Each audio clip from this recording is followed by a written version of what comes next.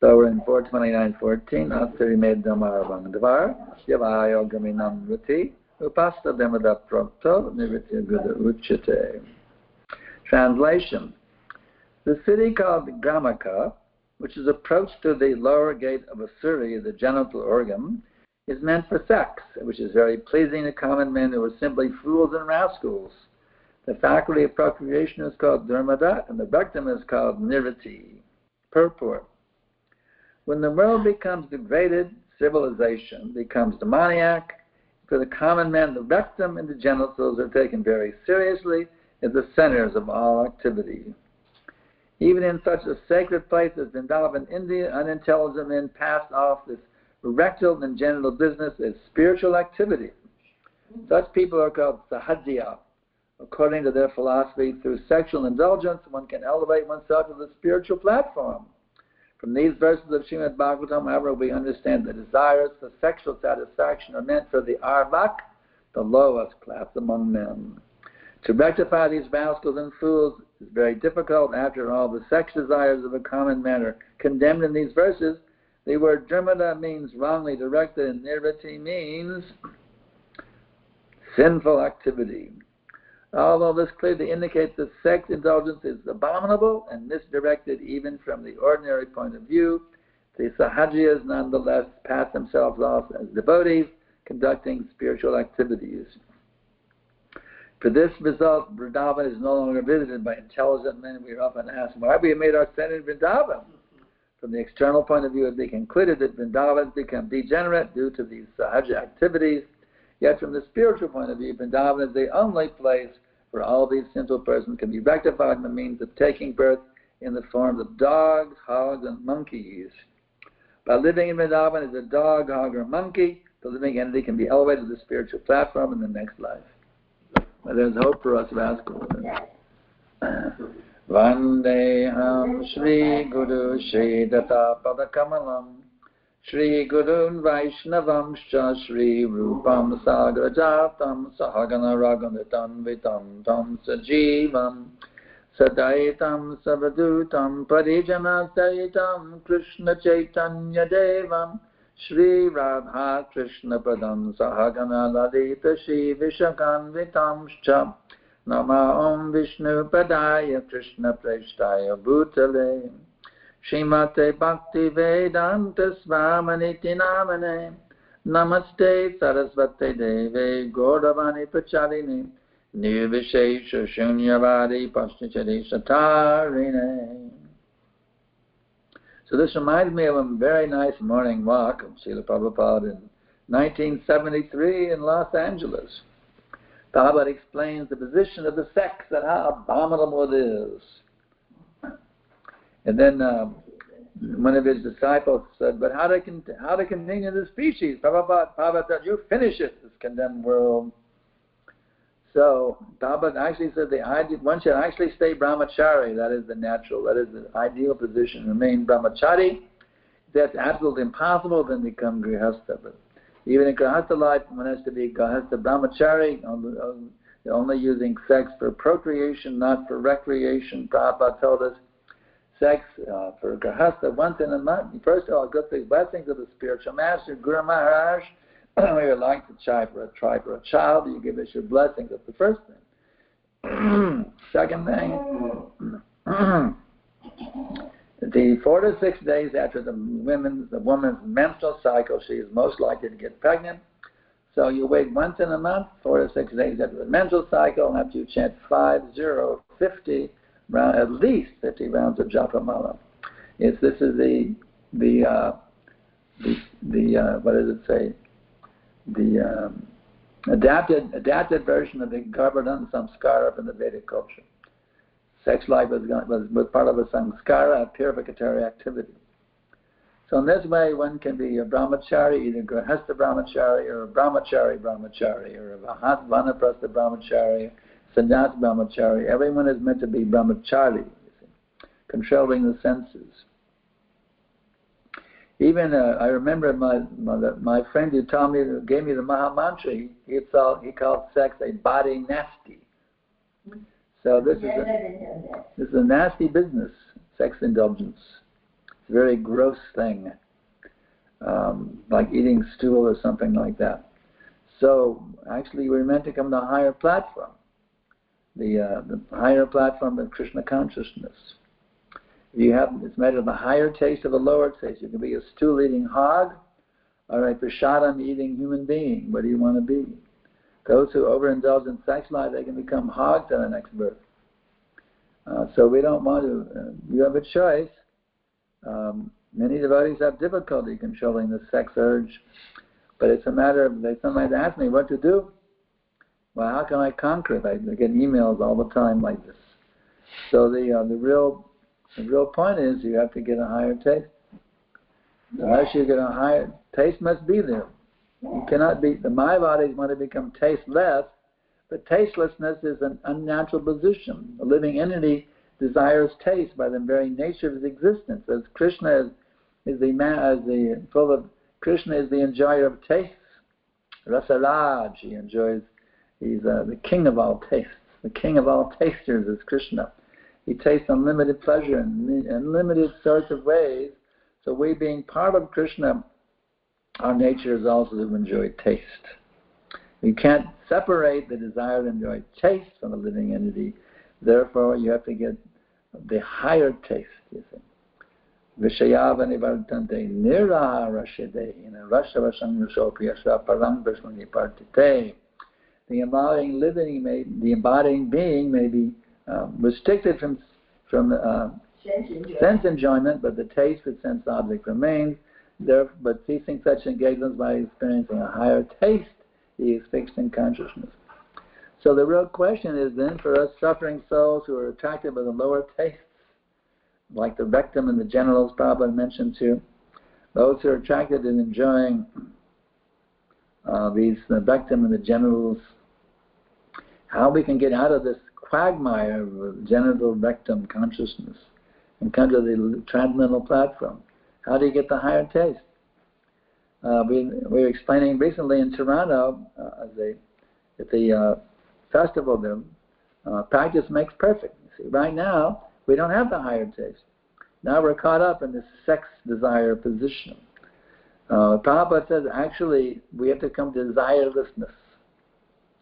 Prabhupada actually this morning, same morning walk, he asked the devotees, well, what is the difference between Jnani, karmi, with karma, jnana, yoga, and bhakta.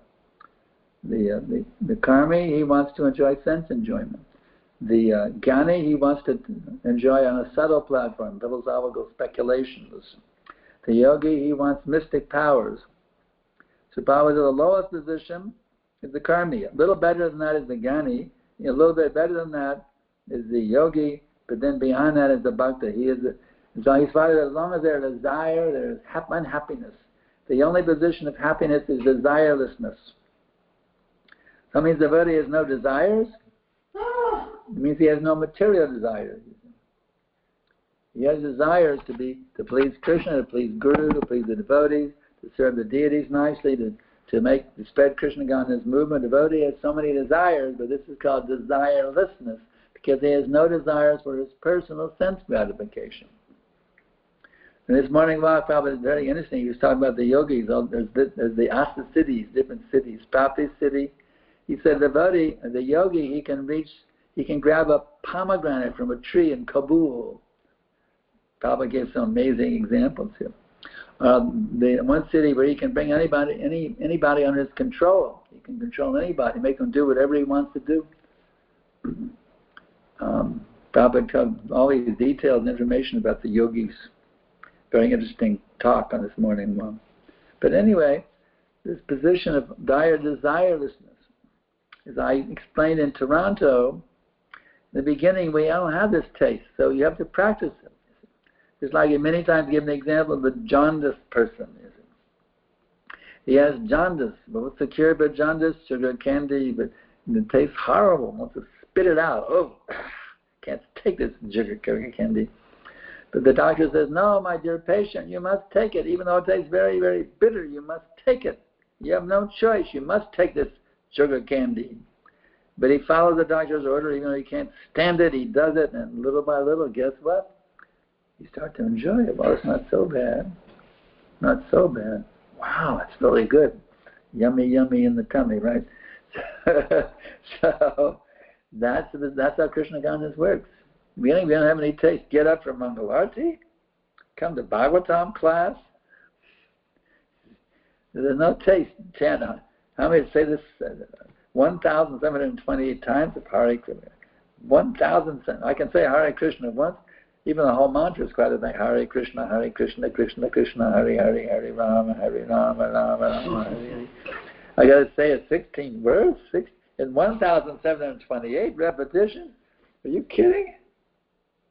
You see, in the beginning, there's no taste. Well, I got to practice it. Well, my dear aspirant, my dear student, I know you don't have a taste, you don't have any taste to do this, but just do it. This is medicine for your soul. It's like, it's medicine for you. It'll cure you of all your material desires. See, why? Material desires never bring happiness, you see. They never bring happiness because material desires are on the level of the gross and subtle senses. That's where they're at. But that's not us, you see. That's why material desires. You can have sex, you can eat this and that, you can do this, so many things with your senses, but they don't really satisfy you because it's not you. It's like you're hungry and you stick your shirt sleeve in the sweet rice. You see, can that satisfy you? Will that satisfy you putting your shirt sleeve in the sweet rice? No. So, material desires, they burn like fire, but they don't really satisfy you. Dushparena and the Lenacha. They burn like fire and they're never satisfied. You see. So, but here we are totally addicted to those things that don't even satisfy. Isn't that crazy? Isn't that insane? Isn't that ridiculous? We're totally addicted to those things which give us zero satisfaction. Well, the spiritual master comes, the Vaishnavas come, and they say, what are you doing, you crazy idiot? You're trying to enjoy in that place where enjoyment doesn't exist. But they tell me that's where enjoyment is. Things go better with Coca-Cola. Things go better with Coke. Well, if I want to be happy, I have to take Coca-Cola. And they say, Ultra Bite toothpaste gives your mouth sex appeal. Well, I got a sex appeal is some wonderful thing. Never even heard of it, you see. We're told that sex is a wonderful thing. A little kid doesn't even know what sex is, but he's hearing all the propaganda. You grow up, you can enjoy sex, pleasure. I mean, it's just, we're being bombarded with all this bogus propaganda. You see. Bogus propaganda from every side, every billboard, practically every advertisement for some product. They show a woman with big breasts. Almost every advertisement. You want to buy a fence? You want to buy some solar panels? They show a woman with big breasts. You can just buy solar panels. That's the advertising everywhere. Women with big. They use always women with big breasts. Advertise this thing and that thing. Everywhere you go, is women with big breasts advertising this and that and this and that. I mean, this is how we're being propagandized. You see. This is how you can enjoy. But this is it's completely bogus stuff. So we have to, this is why the Vaishnava culture is so important. It's so important thing. We have to give up bad association. Even there's a Christian hymn like that. If you want to get to heaven on the shore, then stay away from the long-tongued liar. This Christian hymn gives so many things you should avoid if you want to achieve the spiritual world. You see. So that's the key. We have to give up asasanga chao. We have to give up bad association. That's the key. We have to find a way to get free from all this bad association. But we want association. We are associators by nature. So that's the beauty of ISKCON. Even though people criticize it in so many ways, the fault finds are always there. ISKCON does this, ISKCON that, ISKCON, they say ISKCON is miscon. You have all this propaganda, but like it or not, this is a society given to, even though it has so many imperfections, it's a society given to us by Prabhupada. That's a fact. And what is that saying? I forget the saying. With all thy faults, I love thee. Some statement like that. Prabhupada, Huh? No Prabhupada, no Krishna. No Prabhupada, no Krishna. So there was some. No. There's some statement, such and something with all thy faults I love thee. I forget what it is. Some saying, such and such with all thy faults I love thee. So, but in spite of the faults are not really. Sometimes talk about the faults. The faults are not ISKCON; they're MISKCON. You see, ISKCON is pure and perfect. Any faults in ISKCON are not really ISKCON; they're MISKCON. But the real ISKCON is Prabhupada and those who are strictly following Prabhupada. That's the real ISKCON. So we have to take shelter of this movement, of the actual movement given by Prabhupada. And that aspect which are not really ISKCON, we have to avoid them or reform them. Of course, they have that thing, the ISKCON reform movement. That's a bogus thing, IRM. The ISKCON reform movement. This is not Prabhupada's idea. This is something they concocted. The ISKCON reform movement. It's bogus. They call it the IRM, the ISKCON reform movement. It's a bogus thing. See, they want to say that only Prabhupada can be a guru, nobody else can be guru. But you can see right there in the database that Prabhupada said that one can be guru right now and have disciples right now, but the etiquette is when the spiritual master is physically present, you don't do it. But then one can accept disciples without limit after the departure of the spiritual master. It's right there in the database. It's right there. It's stated right there in the database. They like to ignore that, you see. They want to ignore that. So Prabhupada's instructions are very clear. The database is there, and the most important thing is the books. In the database, all the conversations, the morning walks, they simply report. They say they amplify and help us get into the books. There are lectures. So many wonderful lectures are there. So the real ISKCON is there for us. We can take shelter of it and get free. Because, in other words, we need association. So we have to associate here. We have our attachments in the material world. We must become detached from them. Maybe our old friends, our parents, or whatever it may be. There's a natural attachment there. So that attachment is not bad. It should be properly utilized. That's all. Just like I have an attachment with my brother, and he invited me to come visit him.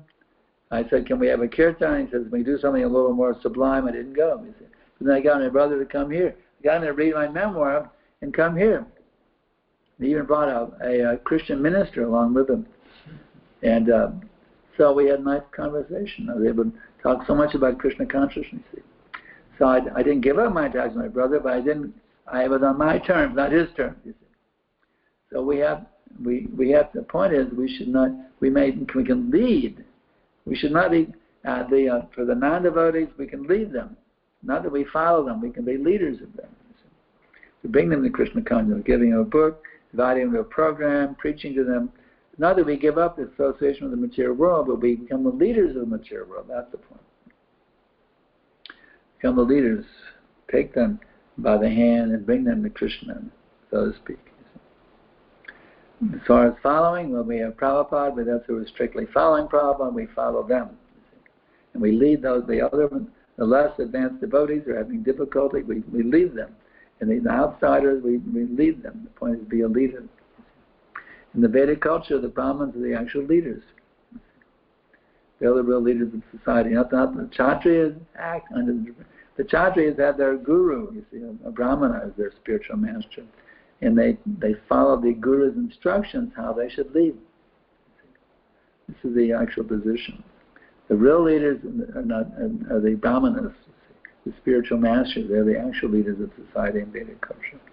So now we have all these political leaders running wild, doing all kinds of ridiculous, immoral things, and people are going, yes, yes, yes, fools and rascals, you see. The fools and rascals, whatever Shvabibara Ushtakarai, Samstitak Purishak Pushu, Najata Kamapopeta, Jata Nabgadagajaha.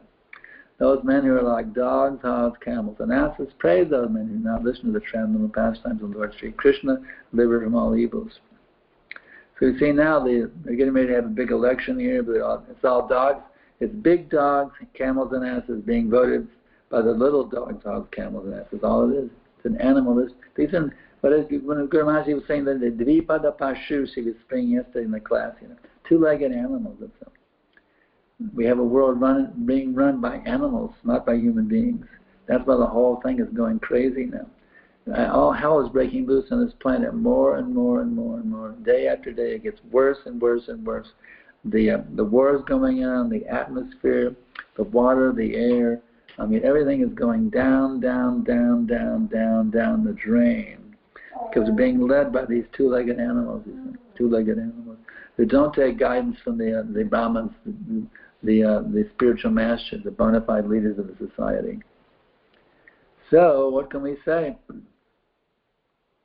What can we say? We have to, it's up to us now to get this higher taste and become leaders. It's our duty to become leaders. We start with leading ourselves, you see.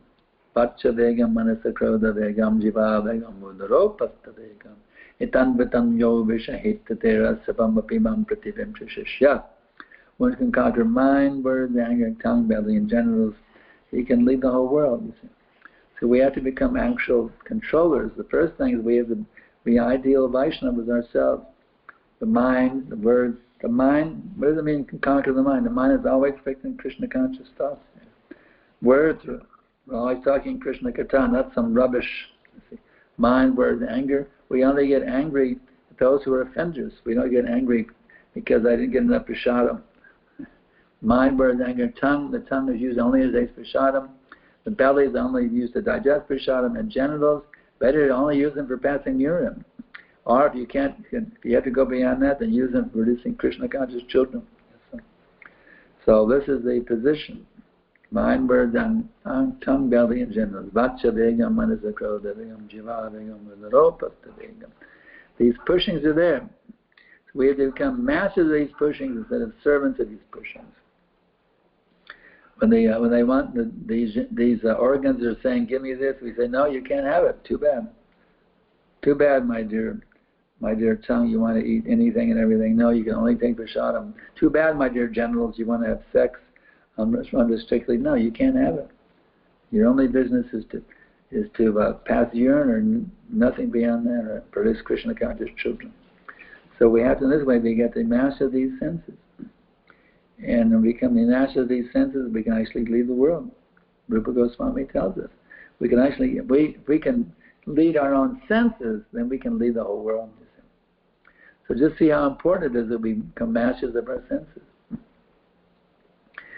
Our duty is given by Lord Chaitanya, Jare Dekatadikaha, Krishna Pradesh, Samaragayo Guru, Horitari Desh. Wherever you meet and instruct on the teachings of Krishna, in this way, in order you become Guru and live with the people of this country. So, to do our duty, we have to first make ourselves Krishna conscious. Prabhupada says that the most important thing is to live in the world, and more important is to live in yourself. So our most important business is to focus on delivering ourselves. When we actually live ourselves, then we'll be empowered to live the whole world. That'll happen naturally, automatically, by living ourselves. So we have to then see how we can bring the mind back. Yato yato nishalate manlashantanamastaram. From whatever and wherever the mind wanders, who is stricken on its setting nature, and must bring it back under the control of the self. So just like the mind is like a naughty child. They're running here, running there. We have to be like the mother, keeping an eye on the naughty child. Okay, my dear mind. That's it. Don't go into that nonsense territory, meditating on sense enjoyment. My dear mind, you can't do that. You're not allowed to do that. Don't be a naughty boy, my dear mind. You come back to Krishna. Come back to Krishna. Always come back to Krishna. Krishna, Krishna, Krishna, Krishna, Krishna, Krishna, Krishna. Hey! Krishna, Krishna, Krishna, Krishna, Krishna, Krishna, hey. Rama, Raghava, Rama, Rama, Rakshamam. Krishna, Kesava, Krishna, Krishna, Krishna, Krishna, Pahimam. This way, King is bringing the mind back, bringing it back, bringing it back, bringing it back, again and again and again. Well, so I'm tired. I've been doing this for so many years. I keep bringing the mind back to Krishna, and I can't do it, so I give up. Well, you didn't try hard enough, my dear Meified devotee. You didn't try hard enough. You were whimsical in your attempt to bring your mind under control. You didn't have the determination of a little sparrow. If you want to dry up that ocean of material desires If you want to become desireless, you have to have the same determination of little sparrow. Take the little sparrow as your Siksha guru. You see, your Siksha guru. Bharma Pradashika guru, one who shows the pathway. We have to learn from that little bird how we can actually be determined to dry up this ocean of material desires. And the beauty of it is, just like Garuda came, but Lord Chaitanya will come also. You want to burn up that desire, dry up that ocean of material desires, try your best and Lord Chaitanya will come, Lord Nanda will come. Just like he opened, actually Lord Chaitanya opened a marketplace at Sriman, you know that? He opened a marketplace. Bodhasukha Kambargai, Bodhasukha Kambargai, Bodhasukha Kambargai, Bodhasukha Kambargai. Surabi Kunjeta Namer Kuleche, Surabi Kunjeta Namer Kuleche, Kodanitai, Kodanitai. Just see. Can you imagine a marketplace? And you just go there and you bargain. You get to bargain with Lord Nityananda. We get a bargain with them to get the holy names. So if you have any difficulty being Krishna conscious, go down to that marketplace. So one of them just wander down to Sarabi Kunj to Lord. If you're far away, well, it's there in your heart also. You go deep in your heart, you'll find Lord Nityananda's marketplace. The holy name is right there in your heart. Within you. You can go to that marketplace right now, and Lord Nityananda will give you for the price. How much do you have to pay? What's the price? You know what the price you have to pay? 10,000 rupees. No, it's Shraddha. Whole life. The price is faith. Whole life. If you simply have faith, that's stated by Bhakti Vinod. It's simply the price of faith. The price of faith. That's what the song says. Simply by the price of faith, you can purchase the holy name. And when you own that holy name, you're the most wealthy person in all of existence. When you purchase the holy name, simply have faith, Shraddha. You have that faith in the holy name and purchase the holy name, you're the most wealthy person in all of existence. So, let's see if we can open up with some. Guru Maharaji, I'm sure, would like to give us some comments to help us understand more deeply the subject matter. Anybody of our online devotees here? We have some questions already coming in. Guru Maharaji, let's hear your corrections first of all. You're good at giving corrections. I don't know. Any comments that do you have any comments, further elucidations in if there's no corrections? Because I was. So here we have some questions by way from Hare Krishna Das. Kindly enlighten, even though one can understand that activities of material energy in there is just for eating, sleeping, mating, and defending, but the different varieties that's offered every day by men of material energy make one enamored, like elections, wars, etc. How can we not be swayed by these occurrences of material energy? Well, we can use them for preaching. When you see the nonsense going on, you can use, Papa did that. You can see the nonsense going on and you can use that as examples for preaching. Just like they can take Papa said there's no prohibition against ordinary news. So you can see what's going on and use those examples for preaching. There's so many things you can use as examples. Just like Papa gave the example. Papa gave the example of this cheating mentality. Just like Jagadish Chandra Bose, he discovered the radio. The wireless transmission of sound, but then he told his friend, Marconi, about it. They were friends, and then Marconi, he published it and stole the whole thing, and Marconi got the Nobel Prize. So Papa used that as an example, you see. It was cheating mentality, he said, because the British wouldn't have recognized an Indian. So Papa uses examples from ordinary affairs, so you can take these things that are going on there, you can use them as examples to support our philosophy. There's so many things happening, you can use them as examples in preaching. What is this question? How you can... Okay, I'll read it again. Kindly enlighten, even though one understands that the activities of material energy in the end are just for eating, sleeping, and defending, for the different varieties offered every day by material energy make one enamored, like elections, wars, etc. how can one not be swayed by these occurrences of material energy? I'm saying use them for Krishna. Use everything for Krishna's service. Even ordinary news can be used in Krishna's service. Baba did it, so we can do it too. But if you're just carried away by the ordinary news and forget about Krishna Katha, that's obviously you're off the track. Okay, Sadbhujadas. How to convince a person who is new in Krishna consciousness not to eat onions and garlic? They stink. There's an old saying, "Ooh, he's got onions on his breath." I don't know if I've been in India, but in America, "Ooh, my God, he's got onions on his breath." It's like, yick. He's got onions on his breath. Better stay away, he's got onions on his breath. They're stinky. Let's be honest, they stink. The one who thinks that one who enjoys them are like a stool-eating hog. I think stool is the yummy, yummy, yummy stool in the tummy, is it? But onions and garlic actually stink. Now, how to convince someone not to eat them? They want to know these are vegetarian foods, and why it can't be offered to Krishna. It's very simple. They stink. They stink. They're stinky. That's why, even though they're vegetarian, they stink. So that's why. They have a bad smell, a bad taste. Alakananda. Is preaching to family members about Krishna consciousness considered to be devotional service? Absolutely. I did that to my brother, so that's the thing. My father even was attracted to hearing Krishna Katha. So yeah, definitely it's devotional service. But you have to be careful how to preach. If you preach in such a way that they make offenses, then you're not preaching properly. You have to be intelligent how to preach in such a way that they become eager to hear about it, not offensive. There's an art of how to do that, and if you're serious to be Krishna's pure devotee and to spread this movement for Lord Chaitanya, then Krishna will give you the intelligence how to do it. He'll give you the intelligence how to do it. Now we have Arpit Srivastava. Oh, this is a big one. One devotee told me that Prabhupada did not repeat as much as the standard of sex today. Only for procreation, only. Oh yeah, I've heard this one before. I'm ready to answer this one.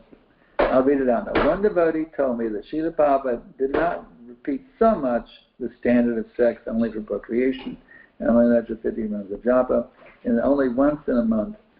In his lectures, he said that other spiritual masters, other than his great Sankarshan Adhikari, are also not emphasizing so much, because if they start doing this, the devotees who are not able to follow who were not able to follow will start committing suicide. Woo! I cannot give an answer to this argument. Somebody is giving a note to you? No, they say that my standard will cause devotees to commit suicide. Yeah. Prabhupada's strict standard, if it was being emphasized on me, this will cause devotees to commit suicide. They're already committing suicide, Arpit. Let me speak. Don't jump in, please. I'm saying, who is it? Arpit Srivastava. He's saying devotees are saying this. He's not saying it. He's saying devotees are saying it.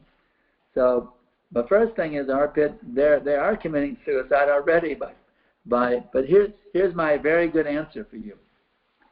How many times does Prabhupada say no meat eating versus no meat, fish, or eggs? They say, well, Prabhupada didn't emphasize it very much, so it's not that important. My argument is this. How many times does Prabhupada say no meat eating versus no meat, fish, or eggs? Here's my point. Prabhupada usually says no illicit sex, and sometimes he specifies only for procreation. And in the same way, Prabhupada usually says no meat eating, and sometimes he says no meat, fish, or eggs. So according to this philosophy, they call it the broader definition of no illicit sex. It means sex is only for within marriage. That's the broader definition. So I would also put forward to these skeptics, here's the broader definition, no meat eating. Fish and eggs are okay, because Prabhupada doesn't emphasize it that much. He usually says no meat eating, so I can have I can have my scrambled egg, and I can have fried fish. That's great. I can be a devotee and have scrambled eggs every morning for breakfast, because Prabhupada doesn't emphasize it very much. The same thing, they call the broader definition of no illicit sex. I call the broader definition of no meat eating. It's the same principle. Now, there's other ways you can look at it too. If you study the science, every time a man, let's get into the nitty-gritty. Every time a man passes semen, semen is meant, is meant to rise to the brain, to nourish the brain for spiritual understanding. It's also meant to give one radiant, to give one, to make one effulgent or bright-faced, you see. It's also meant to hold off diseases and hold off the invalidity of old age, you see. No, it's a fact. I can prove in Prabhupada's books. It's a practice. Withholding semen is very beneficial for the health. So the idea is to have semen as little as possible, even as a house starter, as little as possible. That's the ideal for your health, your longevity, for not having so many diseases in your old age. The less you can pass semen, the better off for your health and your longevity. Prabhupada actually says passing semen causes sudden horrible death. So unnecessarily passing semen, you're inviting a sudden horrible death upon yourself. Prabhupada also says that, like a traffic accident or something like that, a heart attack. So it's practical also. Pass semen as little as possible is beneficial for your longevity, for your intelligence, your memory power, etc., etc., etc. So if they want to cut an argument, good luck. They want to be indulgent sex unrestrictedly within marriage, good luck. That's all I can say. Don't. If you have an early death, I can't say I didn't warn you. If you have an early death, then don't tell me I didn't warn you about it. That's my answer. Why do you have to get so much into it? Okay. Now we have Lila Majari Devi. Please accept my humble debate. If controlling the senses takes whole lifetime, what is the hope for one to become perfectly flawless devotee? Actually, it doesn't take the whole lifetime. You can do it in 1 minute. It's like, what is that? That bhajan I very like. Gora Godurmas for them. Bhakti Manarupadas Ekbar Namarasi Matare. Just once relish the nectar of the name. Actually, mastering the senses can take place within 1 second. It doesn't take a whole lifetime. You can do it within 1 second. Simply, if you can truly relish the holy name as the sweetest ecstasy in all existence. It can take only 1 second, 1 nanosecond. Okay, Lakshman Das. That's it. Guru Maharaji, you want to give any corrections? Okay.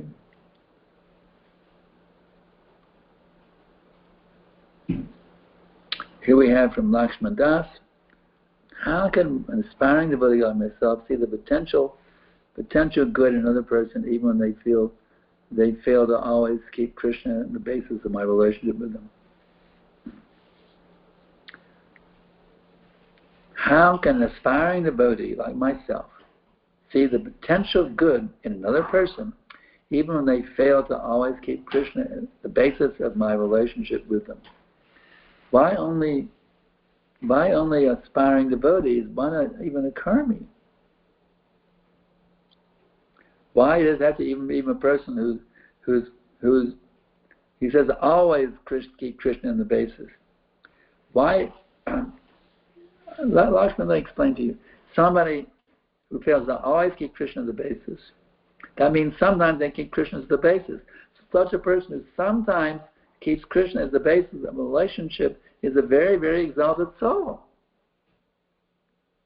Who sometimes keep Krishna as the basis of relationship. They're a very, very rare soul out of millions and billions and trillions and quadrillions of living entities. That person is indeed a very, very rare and special soul. So why don't you see that? You should see, they say, for every cloud has a silver lining. Why don't you see the other side of the picture? This person who wants to sometimes keep Krishna as the basis is an extremely rare soul. So let me see this as a great blessing from Krishna to have the association of a person who sometimes want to keep Krishna as the center. You see, that's a very special thing. It's like you go to our chiropractor, he's not a devotee, but he always says Hare Krishna with great enthusiasm. He's not a devotee, he doesn't come to our programs, he doesn't get our books. Of course, we could give him some books, it's a good idea. But he always says Hare Krishna with great enthusiasm, you see. And also, huh? doesn't take full amount. Huh? He gives you concession on the... Gives us a discount, super discount on our chiropractic care. It's a very special soul. But he's a very special soul. So we have to see the good side, see the bright side. Somebody who has any inclination at all to chant Krishna's name, to hear Krishna's name, associate with it, they're a very, very, very rare soul. So but then what about the absolute demons? The rascals and the demons, the meat eaters, the rapists, the murderers. What about them? Actually, everyone is Jivara Sarvahai, Krishnara and Ishadas. You should see that every single living entity is a devotee of Krishna. Simply they've forgotten about it, that's all. So it's our duty as devotees to try to help them. Prabhupada said we should preach in such a way we can make everybody Krishna conscious. It's our duty given by Prabhupada to make every single person on this planet Krishna conscious. Because they actually have it, they're just sleeping, that's all. Everybody is a devotee of Krishna that's simply in a sleeping state, that's all. Everyone's a devotee of Krishna. Even the biggest Rakshasas, you see, they're all devotees. They just forgot about him. So it's our duty to wake them up from the nightmare of material existence. Anything else? So we can end it now? There's nothing else? There's nothing else. Here we go. Mahaprabhu Kripa Devi Dasi. If your grace can enlighten sharing some practical application that how to develop an understanding, it looks like of the urgency of taking Krishna consciousness seriously amidst life transient priorities. Mahaprabhu Kripa Devi Dasi, I really like your word, they're transient priorities. In other words, these are so-called priorities, so-called priorities. We have to understand there is one priority and one priority only, and that is to awaken pure love of God within our hearts. It's the only priority. And any other priority can be accepted if it's dovetailed with the real priority. Otherwise, you can't. If there's some priority you cannot dovetail with the real priority, there's one priority to be Krishna's pure devotee and make the world Krishna conscious. That is the only priority. Bahirna Singha, Hridayena Singha. Krishna is without and Krishna is within. Bahirna Singha, Hridayena Singha. That is the only priority given in the prayer that we sing every day. Bahirna Singha, Hridayena Singha. That's the one priority. The Sringata is the without and the within. That's the one priority we have. The other priorities can be accepted if they can be dovetailed with that priority. If they cannot, kick them out. That's all. Kick them out with boot. Get them out of your heart. Get them out of your consciousness. They have no meaning. They're just nonsense distractions from our priority. So if you can dovetail it, then great. It's like when you become married, and you have to dovetail that. You have to have a good relationship with your spouse, you see. You can dovetail that with a supreme propriety to become Krishna's pure devotee, for example. You see. Okay. You right? Anything is dovetailable can be accepted. You have to understand the purpose is to be pure devotee, not that you get totally into that other thing. Okay. Sundar Gopal Das, could you please kindly clarify based on the last portion of purport why Srila Prabhupada opened centers in Vrindavan?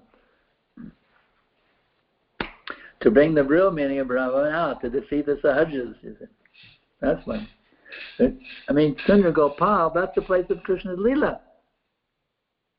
But he wanted to drive away all this Sahajaism and bring the true Vaishnava culture to Vrindavan. And that's what he's done. What is the question? Why Prabhupada opened centers in Vrindavan when it's a place for Sahajas? You understand? In the purport, Prabhupada explained, remember the purport? How it's a place for people only want to go to Vrindavan because it's so full of Sahajiism. You see, they're saying that sex indulgence is the way to become spiritually enlightened. You read remember the purport? There's Sahajas say that by sex indulgence they can become a pure, enlightened soul. Sex indulgence. In Vrindavan, there's Sahajras. Papa, did you read the purport? I said, I don't know. You don't know. Okay, look at the purport again. So anyway, he's saying, my Papa opened the center in Vrindavan to establish the real Vaishnava culture in Vrindavan, to make Vrindavan actually a spiritual capital. And he's done it now. Everybody's coming to Vrindavan. It's become, from a little village, it's become a huge mega city now with sky-rise apartment buildings everywhere. I mean, I'm really sad about it. It used to be an open field. Raman Mehta used to be out there in the countryside. Now it's packed up inside buildings everywhere, and streets are here, and honking horns everywhere. But anyway, ISKCON did it. We made popularized ISKCON. I want to say something to Arpit's question. Okay, go ahead. Arpit's question. Sure. Arpit Srivatsa. Arpit Srivatsa, okay. About the sex thing. All of the people who are saying that by your telling about the control of the sex of people can commit suicide, so Krishna is also wrong. And Krishna is telling people to hold it. So that means Krishna is also making everybody commit suicide. You can tell him that. Yeah, he heard it. He heard it? Yeah, of course. Of course he heard it. Did you hear me? Your voice is loud and clear. And your voice is loud and clear. Did you hear me, Arpit? Thank you, Guru Maharaji, for answering. Yeah, he heard you. Loud and clear, Ji. Loud and clear. Krishna is saying, anybody who has dharma with the Bhutesu, kamosmi bhatasana. So anybody going against the dharma is the sinful, most sinful activity they do. To repeat what I said earlier, they said, we like the broader definition of no illicit sex. And I say, well, if you accept that, you take the broader definition of no immediate union. So the same principle. They argue that Prabhupada didn't emphasize it so much, because usually said no illicit sex. The same argument he said, usually said no immediate union. And he sometimes clarified no Vishnegs also. So that's a very simple argument to defeat them. If they don't want to take it, they've already committed suicide. I am just saying the words of Krishna. I'm repeating the words of Krishna says, there are 3 gates to hell. Lust, anger, and greed. What does lust mean? So Krishna is also telling everybody to commit suicide. They argue that lust means sex outside of marriage. Inside of marriage, I can satisfy my lust desires so much I want to do because I'm married. That's their argument. It's not really lust within marriage. Lust is lust, married or no married. It's a fact. If you want to gratify your genitals, whether it's in marriage or outside of marriage, it's illicit. That's a fact.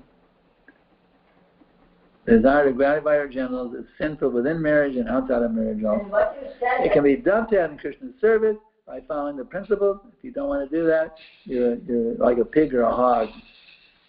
That's all. Okay, anything else? No. Maybe call it quits. For quit. Guru Maharaji wants us to call it quits, but I have to see if anybody else wants to call it quits. Somebody wants to keep it going. It's only 8:25, G. Well, I've got a lot of service. All right, there's extra service today because I'm sick. And Guru Maharaji got extra service because I can't do anything except talk. So we'll end it here, and we thank you all for tuning in. Let's turn up. Thank you so much for tuning in. It's been great having you all here today.